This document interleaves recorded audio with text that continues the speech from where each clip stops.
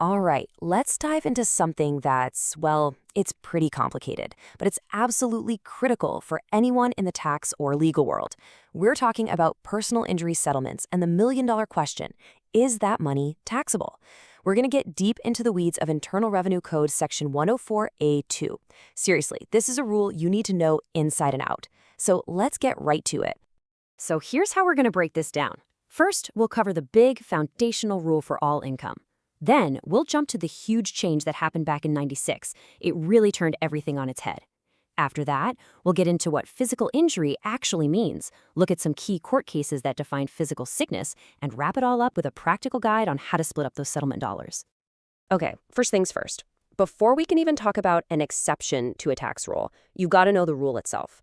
And this is the big one, the baseline for all income here in the U.S. And here it is, IRC Section 61. The language is, intentionally vague and super broad. It basically says the IRS's default setting is on. Any money that comes your way from any source is considered income.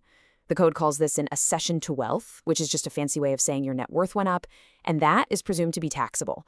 This is our ground zero, the absolute starting point for everything else we're going to talk about. But that raises a really interesting philosophical question, right? If you get money because you were injured, is that really income in the same way a paycheck is? Or is it just making you whole again? This is where a legal theory called the return of capital comes in. The idea is that you're not getting richer, you're just getting back something that was taken from you. Your health, your well-being. It's a restoration, not a windfall. And that very theory is written right into the law, right here in Section 104A2. This is the exception we're zeroing in on today. It creates a special carve-out and exclusion from your gross income for any damages you get on account of personal physical injuries or physical sickness. And I want you to burn those two words into your brain, physical and physical, because as you're about to see, they are the key to this entire puzzle. Okay, so Section 2, the 1996 Watershed moment, the physicality requirement. You see, that word physical, it wasn't always there. For a long, long time, the law was totally different. And when Congress added that one little word in 1996, it was a seismic shift. It completely redrew the map for this area of tax law. Just take a look at this. Before 96, the rule was just for personal injuries or sickness. Seems straightforward, right? But then comes the Small Business Job Protection Act of 1996, and they make what looks like a tiny little edit, but wow, the consequences were huge. They stuck the word physical in there, and with that one move, Congress slammed the door on a whole bunch of exclusions. This really gets to the core of the change. Before 1996, the whole thing was about the legal claim. The main question was, are you suing for a tort? A civil wrong. So things like defamation, discrimination, emotional distress, those could all be excluded. But after 1996, the question completely changed. It wasn't about law anymore, it was about medicine. The new question was, can you show me the physical harm? Suddenly, the type of lawsuit didn't matter as much as the actual physical damage to your body. So that 96 Act really did three major things. Number one, it completely eliminated exclusions for non-physical stuff. Think libel, wrongful termination, poof, gone. Number two, it put it in black and white right in the code that emotional distress is not a physical injury. No more gray area there. And number three, it made it crystal clear that punitive damages, the money went to punish the other guy, are always, always taxable. No exceptions. All right, so that brings us to today and the modern standard. Now that the law requires a physical injury, well, the whole ballgame is about defining what physical actually means. The tax code itself doesn't actually define physical injury, which is not super helpful. So we have to look at how the IRS interprets it. And this private letter ruling, PLR 2041-022, is basically the Rosetta Stone for this. This is where the IRS lays out what's called the Observable Bodily Harm standard. The key word there is observable. They don't care about what you say you feel, they want to see it. They want objective, verifiable proof.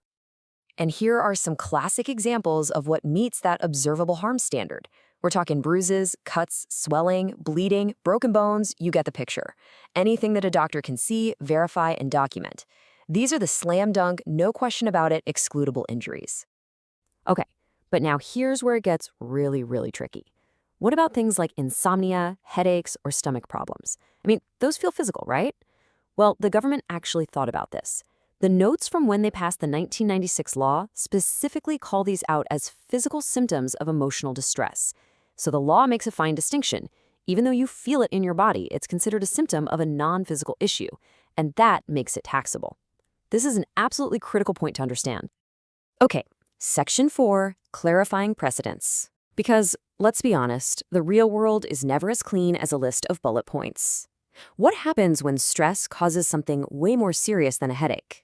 The IRS has its standard for injury, sure, but that other word in the statute, sickness, that one has been fought over in court. A lot. So let's look at our first major case study, Dominique versus the Commissioner, from 2010. This case is so important because it tackles a really specific question. What happens if you already have a physical disease and emotional stress makes it worse? So here's the setup. The taxpayer had pre-existing multiple sclerosis, or MS. She's in a hostile work environment, and the stress causes a major spike in her MS symptoms, so she sues and gets a settlement.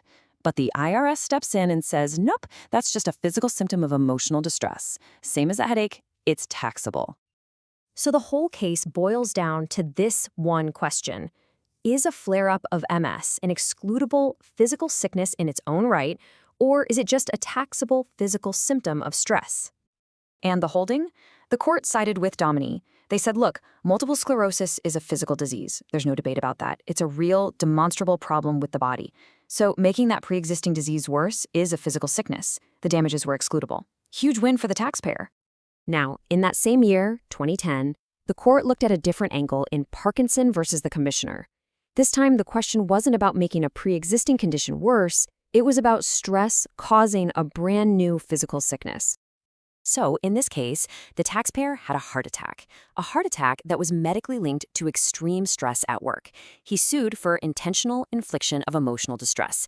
And the IRS, being clever, pointed to the name of the lawsuit and said, see, it says right there it's about emotional distress, so the money has to be taxable. But the court didn't buy it. They looked past the legal jargon on the lawsuit papers. They said a heart attack is not just a symptom, like a stomach ache. It is a massive, catastrophic physical event. It's a physical sickness, period. So the court did something really smart. It split the settlement.